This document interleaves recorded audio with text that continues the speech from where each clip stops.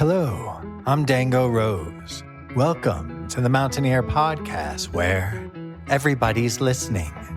The Mountaineer brings you the latest news of the Peak to Peak region, in print, online, through our podcast, social media, and special publications. Now, listen in to the latest news of the area with our local journalists.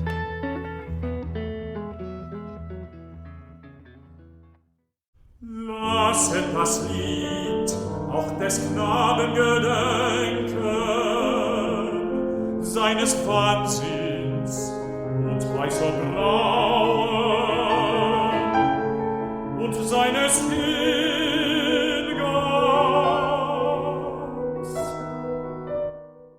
The song that you are currently listening to is from the double album composed by Jeremy Gill, Book of Hours / Helion, and the song itself is called Lasset das Lied auch des Knaben gedenken. The song, which is in a section of Helion called Frühling, is one of Gill's settings of poetry by George Trackle, and the voice that you currently hear singing is Jonathan Hayes, who will be performing at the Gregory Plaza very soon. More details coming up later in the podcast.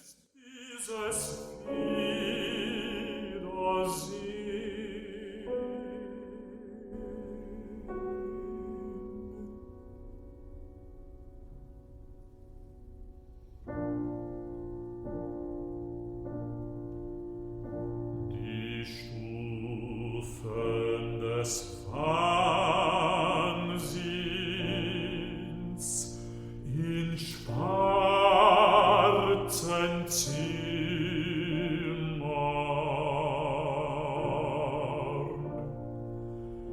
die Schatten der Alten unter der offenen Tür. Hello there, everybody! My name is Jamie Lammers, and welcome to this week's Miscellaneous Monday edition of the Mountaineer Podcast, where we cover various events from across the Peak to Peak area. This week, I've got two very special guests that are performing at Gregory Plaza in Blackhawk very soon. More details coming up later in the podcast. But before we get into those interviews, I have a couple of announcements to make. The first announcement that I wanted to make is about last Wednesday's episode of the podcast, which promoted an upcoming presentation from Chaz Chambers and Yami Cabrera. Unfortunately, due to not enough people signing up for the presentation, as of Monday, September 16th, that presentation has officially been canceled. I apologize that I have to break this news, but I'm also really glad that I got to talk to Chaz and Yami for an episode of the podcast. Please check out that episode of the podcast if you want to learn more about some of their endeavors, even since they moved to Ned last year. It's a great local spotlight either way. And the second announcement is, of course, the weekly movie at the Backdoor Theater. This weekend's movie at the Backdoor Theater is Beetlejuice, rated PG-13. Here is the official logline from the Backdoor Theater. After a family tragedy, 3 generations of the Dietz family return home to Winter River. Still haunted by Beetlejuice, Lydia's life is turned upside down when her teenage daughter Astrid accidentally opens the portal to the afterlife. Hopefully, nothing bad happens to me now that I've said that character's name 3 times. Hopefully, promoting the movie at the Backdoor Theater will offset any misfortune that may come from that.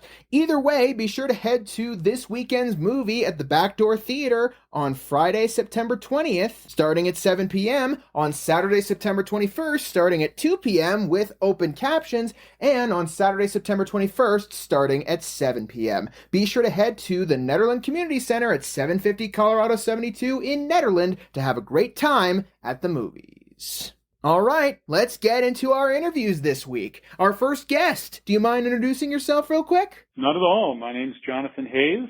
and I'm a professional musician, an opera singer by trade, and I am in my office at the moment at UCCS, which is a shared office, and I'm on faculty at UCCS. I'm part of the voice faculty. And I hear that you will be performing at the Gregory Plaza very soon with another opera performer. Because I heard that you two were both opera performers, I assumed that this was going to be an opera-led set. Well, actually, I mean, that's a good thing to say. I think that the set at Gregory Plaza will include no opera and no classical music. My other half, Jennifer DeDominici, and I were kind of going down and moonlighting. So I'm going to play the piano, which is something that I know how to do, and I'll play and sing some things, probably some standards from the 1940s, 50s, 60s, 70s. We'll probably do some music theater. We'll probably do a bunch of things, and hopefully we'll even pull some people out of the audience to sing a little bit as well. So we're looking forward to that program. It'll be a good time. That should still be very exciting. So I'm curious, what inspired you to start performing in the first place, particularly in opera? Well, that's a good question. My father was a professional music educator, and so there was always music around the house when I was a kid, and I kind of didn't realize that I was getting good at making music when I was young until I was like a teenager. And by that point, I had this background in music. I was a good singer. I was singing in choirs, and I started studying voice and doing voice competitions, and I started winning voice competitions, or at least placing very high when I was about 16, 17 years old. And then when I went to my father and said, hey, listen, I think I'd like to study this more seriously, he was prepared for that because he was a musician himself, and so he was kind of waiting and expecting that I would ask him to study voice. So that's kind of where it all began, and then I went to both undergraduate school and graduate school for opera performance. My degrees are both in opera, which is pretty rare. Even in the field of opera, most everybody has a degree in voice performance or something else, but my degrees were in opera. I was really pretty convinced that that was the right path for me when I was young. Once you received both of those degrees, did opera become your primary focus when it came to performing? It did. I made my professional debut as a performer when I was 19, but I was really 21 when I started singing opera professionally, so I was pretty young. And when I was 22, I won a coveted spot in the Central City Opera Apprentice Corps, which is how I came to know Colorado. And so in 1994 and 1995, I was an apprentice at the Central City Opera, which was a major gig for me at that time. And John Moriarty, who was running the company at that time, he really promoted me and helped move me into the career. And so I performed a lot even when I was in my 20s in the field of opera. I have no idea why I asked this question to Jonathan and not to our next guest, but either way, I asked it and he gives a very interesting answer. So, who are some artists that have inspired you along the way? Yeah, that's a good question too, but it's vastly varied because it's certainly true that when I was young, artists that are kind of in the field named Cheryl Milnes, whom I worked with a little bit at Yale, Richard Cross, my voice teacher, and certainly Dietrich Fischer-Dieskau, who was a mega superstar in the field of German song, little known outside of classical music circles in this country. I mean, they all had big influences on me. Luciano Pavarotti, too, which is a name you probably recognize immediately, but I just listened to his music, his singing so much when I was young that even though he and I were not the same voice type, it was a huge influence on me. But I would say of similar value were artists like I grew up listening to Billy Joel and Elton John, and they were hugely influential on me. Any American musicians that Elton John certainly doesn't fall into that category, but Billy Joel does, and there were just a lot of American musicians that I would find like one song or maybe one album here and there. I think of Paul Simon and even Prince, hugely influential in terms of keeping me excited about what I was doing, because what they were doing was so individual. And so I've taken a lot of influences from a lot of different places through the years. I'll think of more as we talk, I'm sure. In regards to your performances as a whole, do you perform any original material, or do you really focus on musical theater, opera, standards, all that kind of stuff? That's a good question. I started my career very much a heavy standard 18th and 19th century opera performer. And when I got into my 30s, I really started branching out into newly composed works. And that too, people like, again, whose names you wouldn't recognize, Jorge Martin and Jeremy Gill, other major American composers on the vocal scene. I found myself doing their work. And during that time too, I also found myself doing more in the American musical theater. And the things that they all have in common is, I'm such a sucker for a great line in a song, a great lyric. And so whenever I find a great lyric in a song, like that's a great expressive moment. And I kind of found those things in a variety of different places. And so I found myself interested in and singing a great variety of music. I dabbled, and that is definitely the right word, in composing when I was young. Write some songs. I know my college roommate and I wrote a song that somehow disappeared, and people remember this song. It was called the Café Pierre, loosely based around an awning that's in the background in Casablanca when the Germans are marching in, and Humphrey Bogart is sitting reading a paper, and there's an announcement. Ingrid Bergman is in the background and saying, here's what they're saying. Like, I don't know. Anyway, we made this whole little song surrounding this kind of imaginary cafe and what would happen. And I just granted, like, I had some people who liked that song, but I found I had no talent for writing. None. And kind of no interest in that. So I'm not a songwriter. So I do not perform original material. Ever. And I really haven't and don't have much interest in that. I'm much more interested in what people do and then bringing their material to life. That's kind of how I've made my career, and that's my area of interest. I decided to ask Jonathan after the interview for clarification about what he meant by the Café Pierre having completely disappeared, and he did clarify that, in fact, it meant what I had personally feared, that he had not seen that song in 25 years or possibly longer. So it's likely gone. But don't worry, there are other ways to hear Jonathan's performances. We'll get more into those later. Before we get to that, though, is there something that you particularly love about performing in a particular niche, especially in events like this? Well, in events like this, I don't do events like this. That's the thing that's fun for me, is that this is a chance to do something that I never get a chance to do. And it's something that Jen and I enjoy doing together, that we too don't get to do this kind of event together. She gets to do this kind of event more often than I do. She gets invited to sing this kind of rep more than I do. And most of the invitations that I've received to moonlight as a standard singer, sing a great Sinatra standard or Tony Bennett or et cetera. Most of those opportunities have come to me through Jen. And what we did, that was an interesting little local plug, I guess. But during the pandemic, in 2020, in the summer of 2020, I was living in New York, but I came to Central City to just get out of New York, which was things were really bad there. And I did a garden concert, kind of a standard recital of a wide variety of songs in the garden of the Opera House for the Central City Opera. They had invited me to do this concert, and I did it, and it was great fun to plan it. But at some point, it was actually the property manager of the Central City Opera, Eric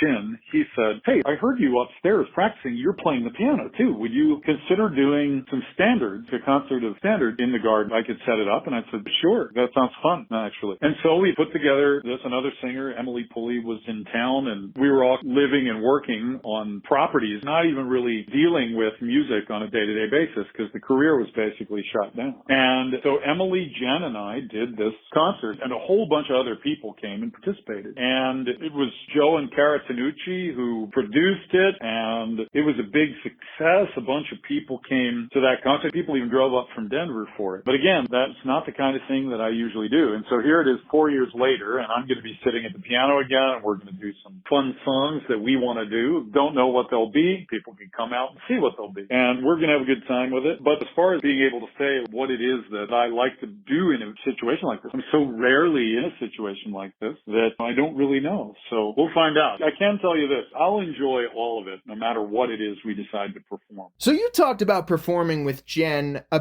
bit in the past. So I'm curious, how did you two meet in the first place, and when was your first performance together?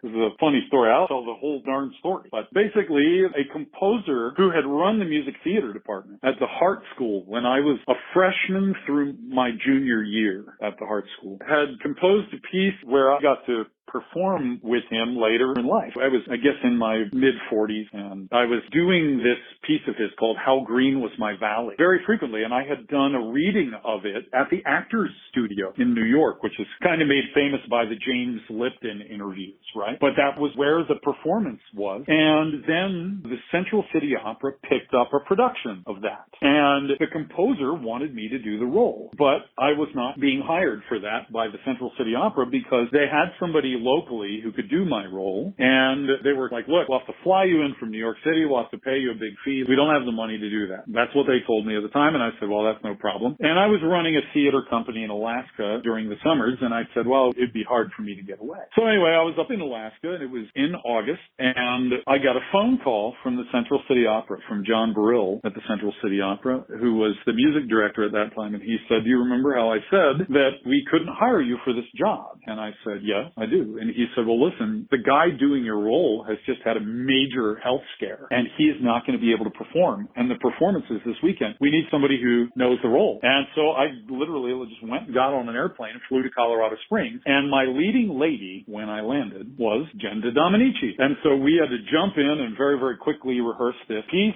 and perform together. And we were not with each other at that time, but we connected, and then we stayed in touch for years after that. And years later, we both found each other single, which was actually during the pandemic. It was late in the year of 2020, and started dating, started seeing each other at the end of 2020 when I was flying out here to try to open a popcorn shop, which is very different than singing, I can tell you, but I felt like I needed something out of the arts, and that's what I found, popcorn. There are a couple of additional tidbits that I just want to add here. First off, we will bring up the composer of How Green Was My Valley in the next interview. But I will also say that in regards to a full recording of the music, I can't find that anywhere online. I believe there are select songs from that musical, but I cannot find a full recording of all of the songs. The other tidbit that I wanted to mention is just shouting out Jonathan's popcorn company, Eureka Street Popcorn Incorporated. It's in Central City, and you can learn more about Eureka Street Popcorn by going to eurekastreetpopcorn.com. But back to your performances, specifically those with Jen. Have you two had the chance to perform together still? Has it been harder as the years have gone on? We've had some chances to perform together, but it's entirely because of her. She's lived here for, I don't even know. It's been around 18 years, I think, but it might be even longer than that she's lived in Colorado. And so when she gets a job locally and they say, hey, can you think of a singer that you'd like to do some duets with?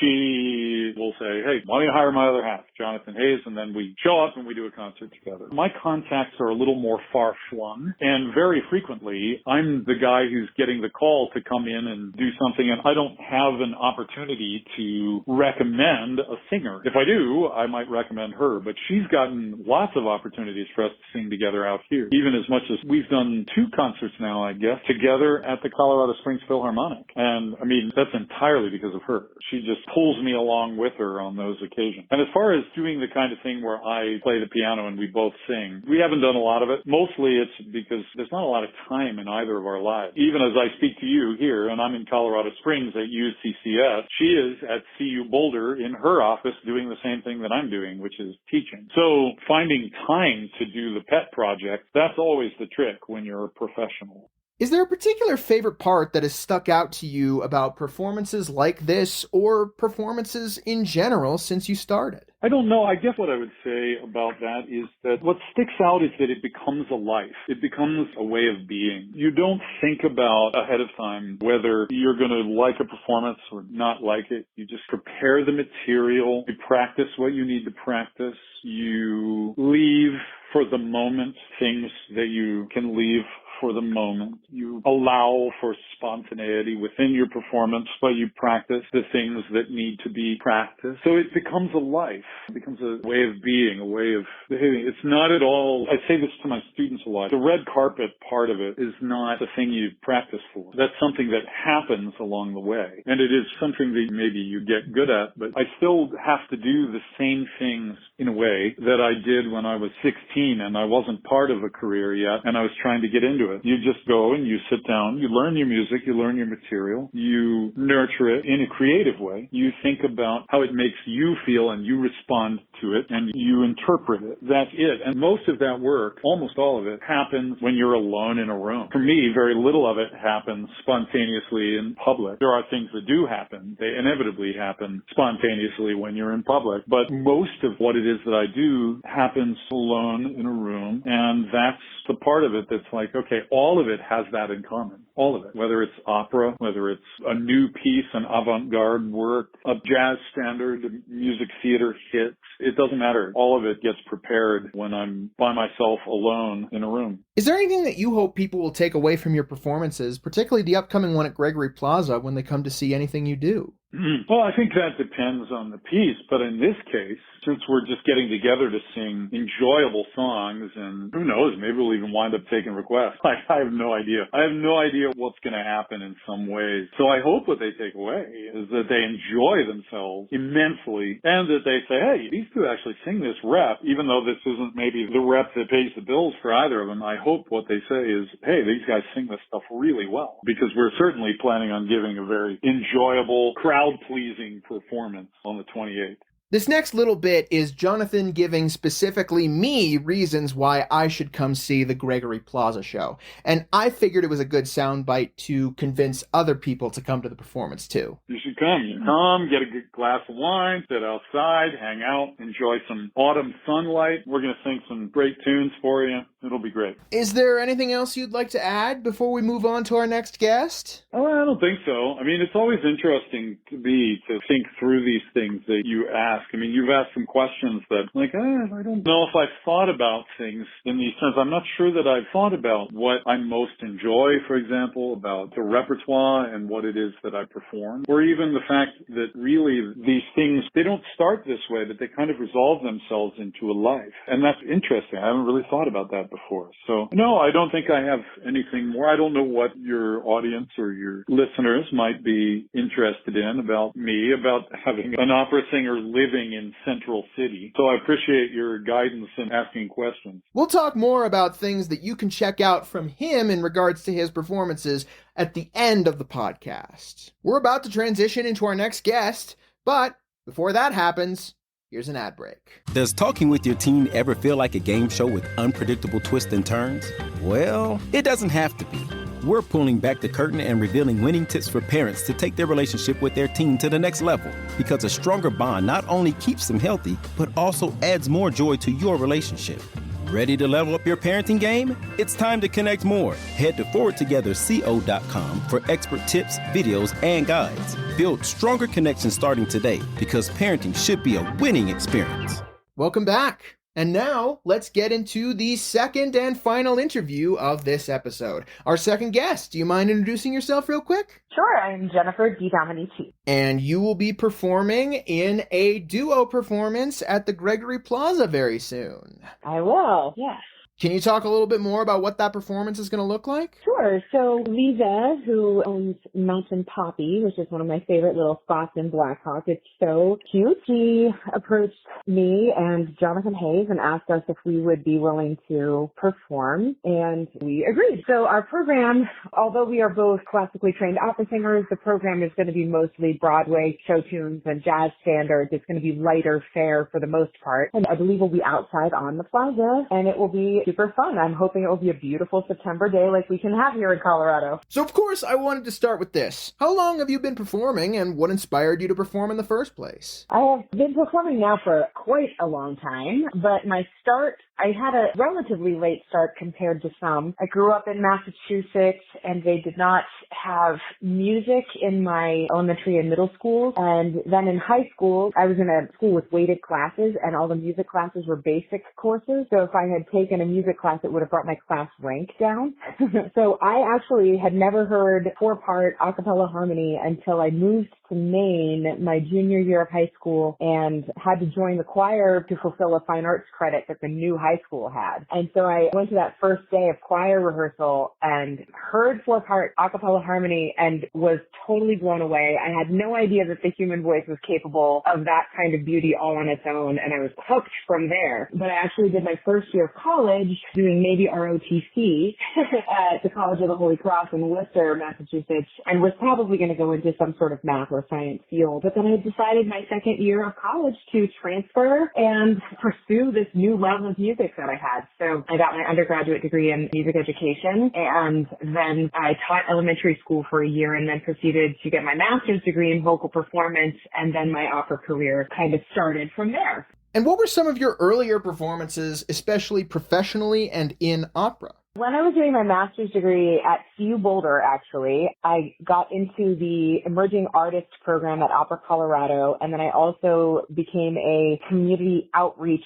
artist for Central City Opera. Both of those programs, I think, have different names now, but back in the day. So while I was in my master's degree in Boulder, I was already starting to get some professional experience from both Opera Colorado and Central City Opera. So my first production with Opera Colorado was a production of Hansel and Gretel, and I was in the student matinee cast, but I got an entire performance in costume with orchestra, and that's the performance where they invite all of the local schools to come and attend. And I just remember in the middle of Hansel and Gretel, when Hansel and Gretel fall asleep in the woods, there's this gorgeous orchestral interlude, and I remember lying on the ground, feeling the orchestra playing beneath me and hearing that gorgeous music, and in that moment I was like, there is nowhere else I would rather be than right here in this moment. And so that was my first formative operatic experience. For some reason, I got the wires crossed in my head as Jen was telling this story and thought that the opera program that she had gotten into was part of CU Boulder, and my brain immediately went to the Eklund Opera program that CU now has. So I asked her if that was the program. That is the CU Boulder program, which didn't exist when I was there. But this was actually the program through Opera Colorado, which is the Denver-based. And now they're housed in the Ellie Calkins Opera House, but the Ellie Calkins hadn't been renovated yet when I was back working in the Emerging Artist program. I did perform in the Ellie, but that was after this initial experience. Yeah, so that was based in Denver. That was me crossing my wires. There's a reason why Eklund Opera came into my brain, and I do want to talk about that reason a little bit later in this interview. But in the meantime, back to you, Jen. At this point, were you primarily focused in performing in opera, or were you jumping around between different performance outlets? I do a whole lot of musical theater now, as well as concert work, like I'll do concerts with orchestras. I'm pretty versatile. I'm a light lyric mezzo-soprano in the opera world, which means that most of the roles that are written for me are the smaller compromario roles, and oftentimes these days those roles can be played by young artists who are needing that formative opportunity, and they're also often cheaper than a professional. So it's pretty competitive and hard to make a full-time career just singing opera, at least for my voice type and for my level of notoriety. So I learned early on that I needed to diversify my portfolio, and I started doing some musical theater. So I did a bunch of performances at the Arvada Center, and then I've worked at the Fine Arts Center in Colorado Springs. I just got my first gig at the Denver Center last year, and that was really a wonderful experience. So I was in a little night music there last summer, fall. And then I get to do all sorts of other little engagements throughout the state that are in a variety of styles of music, mostly in classical and musical theater, but occasionally I do some jazz as well. I just sang some jazz tunes on a faculty recital at CU Boulder about 2 weeks ago. Was the time that you transitioned into musical theater around the time that you met Jonathan for the first time? Yeah, it's pretty close. It was probably a few years after I started, maybe 5 years after I started doing musical theater when I met Jonathan. And we actually met doing an original musical, but it was a collaborative production between Central City Opera, the Colorado Springs Conservatory, and the Chamber Orchestra of the Springs.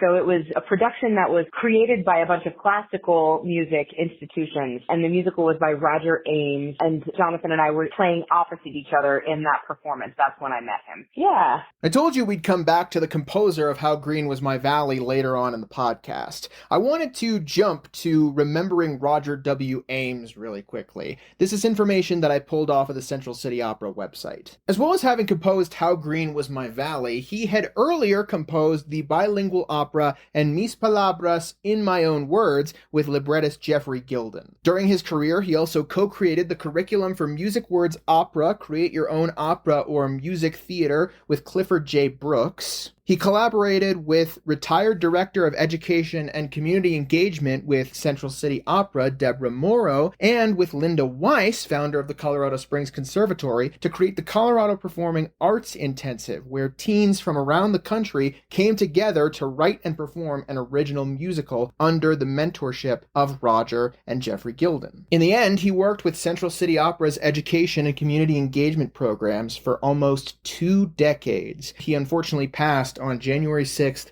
2022, after battling ALS for 2 years. But back to Jen. I want to focus on what you're doing now, particularly with your musical and life partner, Jonathan. You two still find time to perform together when you can, but how often can you end up making that work? For the record, I had also gotten my wires crossed when Jonathan told me the story of how they met. He told me the story accurately, but for some reason I thought they started dating during rehearsals for How Green Was My Valley, and that they were currently married.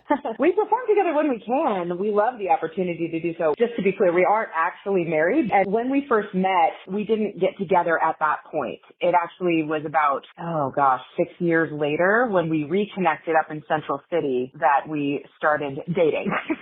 So it's a fairly new relationship, I guess almost 4 years now. For how old we are, it seems new. And we love performing together and take advantage of any opportunity we can. It doesn't happen all the time. We've done a few orchestral concerts together where we'll sing duets and solos with an orchestra, which is super fun. We were both in the production of Light in the Piazza at Central City Opera, which was really fun as well. So it's been fun to do those things when they happen, but they don't happen all the time. So I'm excited to have this opportunity in September. I guess later, in just a couple weeks. Gosh, it comes up. Thank you for clarifying those details and making sure that I didn't embarrass myself by getting those details completely wrong on this podcast. I didn't ask Jonathan this question, but I am curious. Why did you two decide to focus on musical theater and jazz standards for this particular performance? Yeah, so there are a couple reasons. Back in 2020, when COVID was new and rampant and artistic organizations were trying to stay afloat and also provide artistic outlets in a safe manner, one of the things that happened was we were able to do an outdoor concert in the garden of Central City Opera. And Jonathan played the piano, and I was one of the singers. Emily Pulley was one of the singers, and Jonathan sang as well, and Eric Chin made an appearance, and we kind of called it Johnny and the Moonlighters, and it was this wonderful, fun event when we really needed it. And so when Lisa asked us to perform out in the plaza, we thought that was maybe more of the vibe than highbrow, classical, operatic repertoire. Also, because Jonathan's going to be playing, some of the operatic repertoire, the piano reductions are quite complicated. And he's a fantastic pianist, but if he's going to be singing and playing at the same time, that's kind of a lot to ask for him. And so this was just a way for us to provide some lovely music without it being a super stressful event for either of us, and also to make it accessible to more people who will be on the plaza that day. And maybe there'll be an aria or two. Who knows? And over the years, what has really stuck out to you about performing? Oh, gosh. It's just still the thing I love to do the most. There is the initial draw that brought me into performance was actually that I was painfully shy as a young person. And when I first found musical theater in high school, it was a vehicle for me to do things on stage that I didn't dare do in my normal life.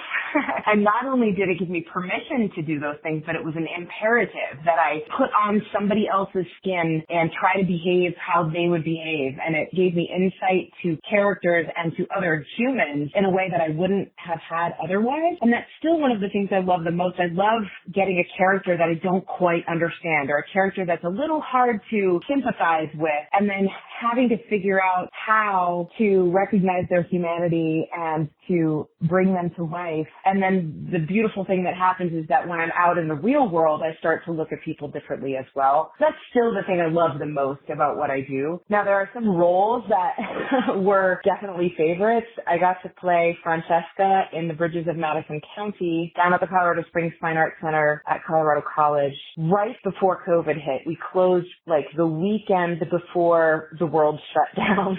And that production was life-changing. I've gotten to play the role of Carmen in Carmen a few times, and that role has been pivotal every time. Those are the two, I think, that stand out the most in my mind. But I love even some of the smaller opportunities. These past few years, I've been able to play Mother in Amal and the Night Visitors for Central City Opera. And I just love that opera, and I love how it invites an audience into opera that might not always attend opera.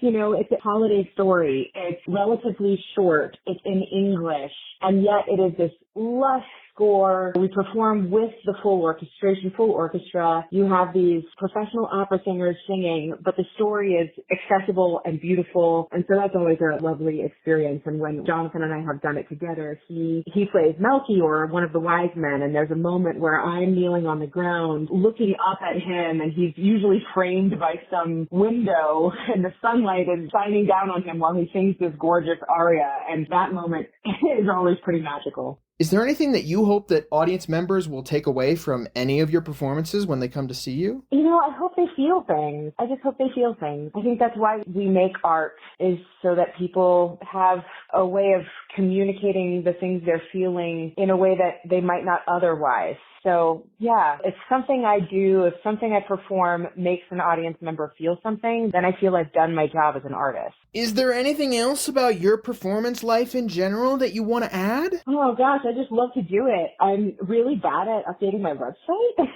I'm so busy that I don't often have time to tell people about the things I'm doing, and that's definitely one of my flaws, so I need to get better at that.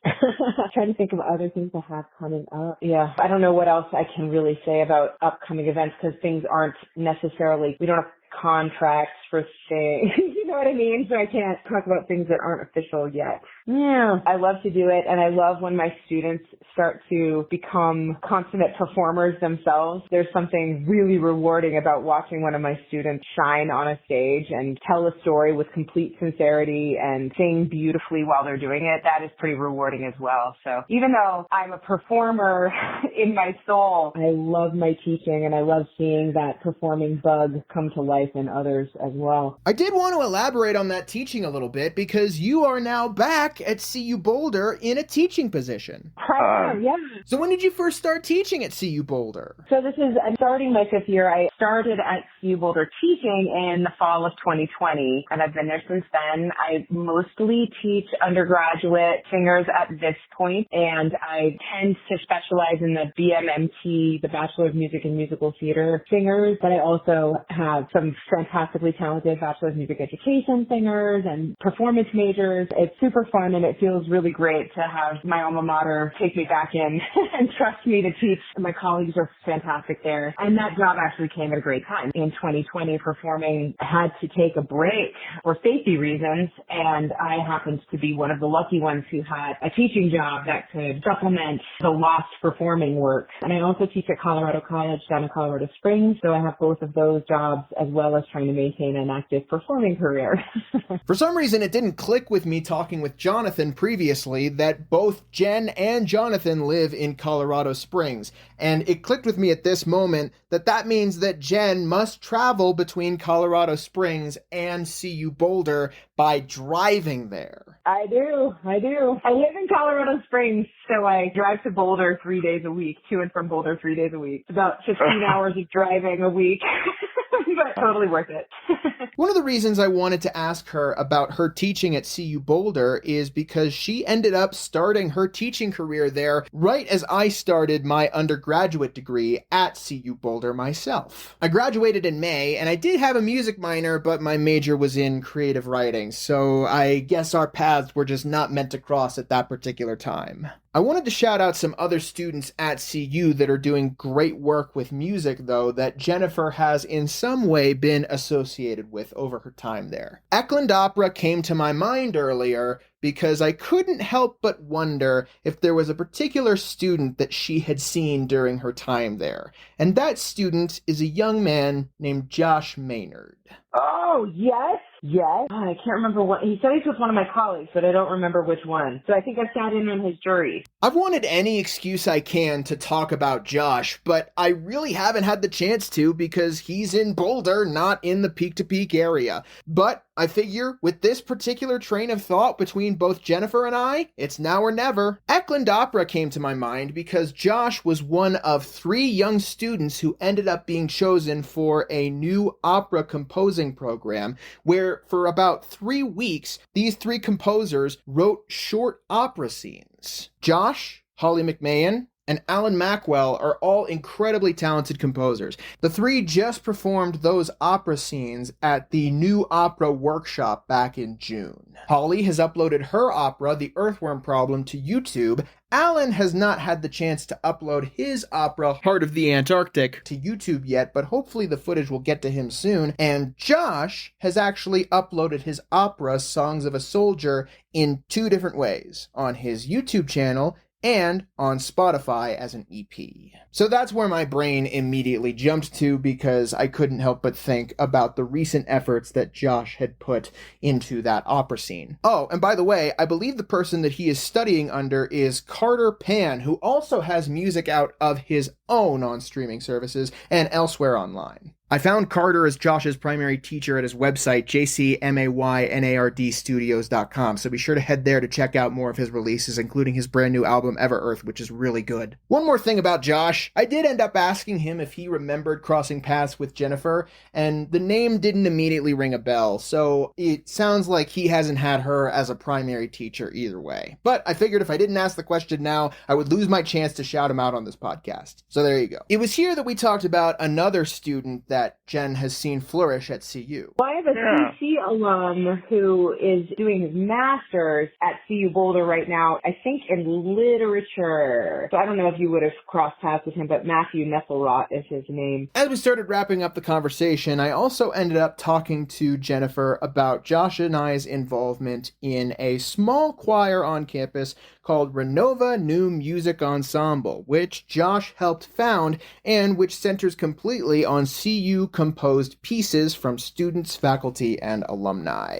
I talked about how awesome it was that I got to perform new pieces through this venue. By the way, if you want to learn more about Renova, then you can check us out on Instagram at Renova_CU Boulder and check out our website and YouTube from there where you can see me and a bunch of us actually perform those songs. Yes, I'm counting this as a peak-to-peak promotion because I'm included. And there was just one more student that Jen ended up shouting out here. Yeah, the jazz pieces I sang on the faculty recital a couple weeks ago, they were written by a CU alumna. She was an oboe major when she was here, and then she arranged these tunes for oboe, guitar, and voice, and they were so stinking cool. Yeah, so we've got some talented people graduating from the school.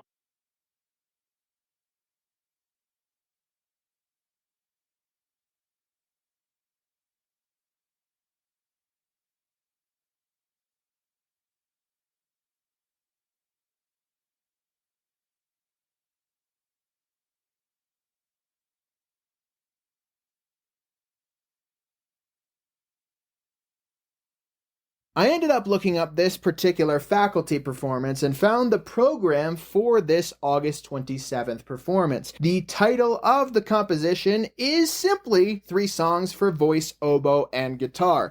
And the writers are credited as Billy Austin and Louis Jordan, and the arrangers are credited as Nathan Carr and Heather McDonald. So, shout out to all of them for their involvement in all this. Anyway, as we wrap things up, I should probably focus this interview back on Jonathan and Jen's accomplishments over the years. Jonathan has been performing for decades, and according to Jen, he has been featured in a few major opera publications here and there. In fact, the reason that came up in the first place is because I found Jonathan Hayes listed in a performance that happened around Easter of 1994 at Asylum Hill Congregational Church in Hartford, Connecticut. In this performance, the singers that were scheduled to perform there were meant to sing the 7 last words of Christ by Henrique Schutz and Theodore Dubois. Jonathan Hayes served as the baritone, and I did get confirmation from Jonathan as well that this is absolutely him.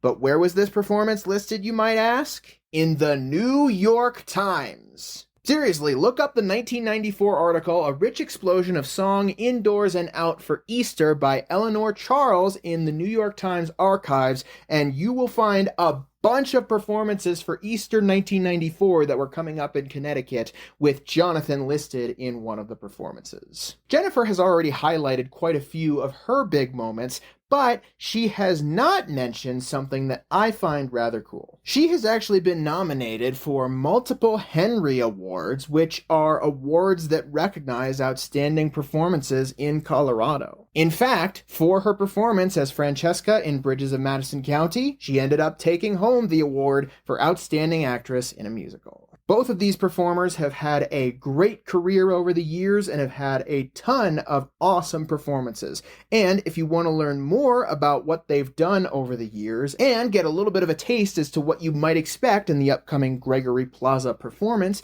then be sure to head to both of their websites, JenniferDeDominici.com and JonathanHayes.net, where you can find many performances and official recordings of both of these two singers. If you find Jonathan Hayes on Spotify, you'll actually be able to find 3 albums that he was featured on: Jeremy Gill's Book of Hours / Hellion, Robert Pound's Relics of Memory, and Henry Cowell's Atlantis. There is also an additional Robert Pound album that he's featured on, The Orbit of the Soul, that you can find on his website too. I will let you know that none of the links to actually find the albums on his website work, but if you search the titles of the albums online, they're pretty easy to find and still purchase if you want to hear them. And like I said, most of them are on streaming services. Jen doesn't have as many officially released recordings, but she has plenty of material that you can hear on her official website. In regards to her streaming presence, though, the big album that she ended up being involved in is a 2008 Denver performance of the John Adams opera Nixon in China, where she played a minor role as the third secretary. Most of that material can be found on Jennifer and Jonathan's websites at JenniferDeDominici.com and JonathanHayes.net. By the way, I just want to make something very clear. The spelling of Jonathan Hayes' name in the title of the podcast and in the description of this episode is the correct spelling of his name. I accidentally spelled his name JONATHONHAYES over the last 3 weeks of the music listing in the physical edition of The Mountain Ear. In my defense, an email that I was sent listing that performance spelled his name that way. So that's why I ended up spelling his name that way in the music listing. But in the end, I should have tried to double check. Well, with the big promotions of Jennifer and Jonathan's websites and online material out of the way, I want to thank both Jonathan and Jennifer for coming on board and joining us for the podcast. If you want to see both of them performing together at the Gregory Plaza, located near 317 Gregory Street in Blackhawk, which is actually the address of the Mountain Poppy Boutique, but it's near there anyway, then you can check them out there on Saturday, September 28th, 2024, starting at noon. This is the final show in a series sponsored by the Blackhawk Hardt District, which you can find on Facebook and by going to their website at blackhawkharddistrict.com.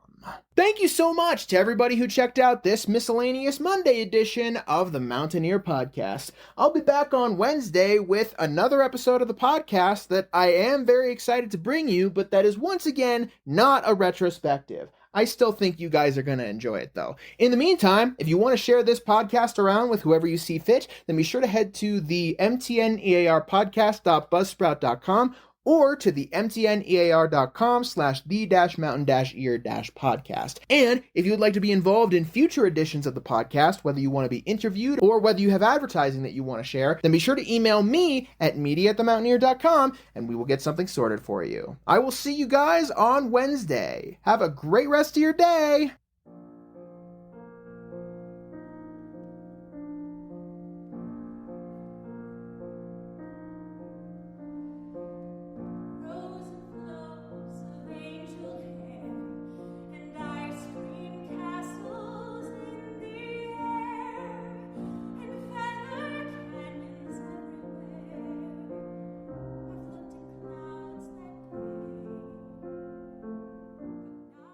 The song that you are currently listening to is the iconic Joni Mitchell track, Both Sides Now. The piano is arranged and played by Dr. Jeremy Reger, and the vocals are performed by Jennifer DeDominici, who you can see perform at the Gregory Plaza in Black Hawk very soon. To learn more about both Jennifer and Jonathan, be sure to check out both of their respective websites at jenniferdedominici.com and at jonathanhayes.net.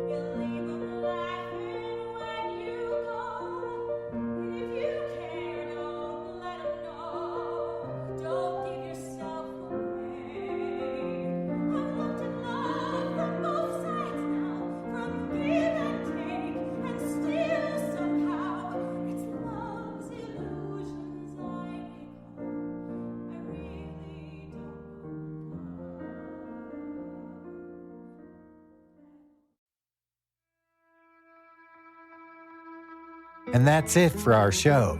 Subscribe online to get more access to more news, weekly updates to our community calendar, and a link to our YouTube channel by visiting themountaineer.com. Be sure to use the coupon code PODCAST when subscribing for a 10% discount, only available to our listeners. If you are in the local Peak to Peak area, be sure to pick up a print edition of The Mountaineer at a local business. I'm Dango Rose. Thank you for listening.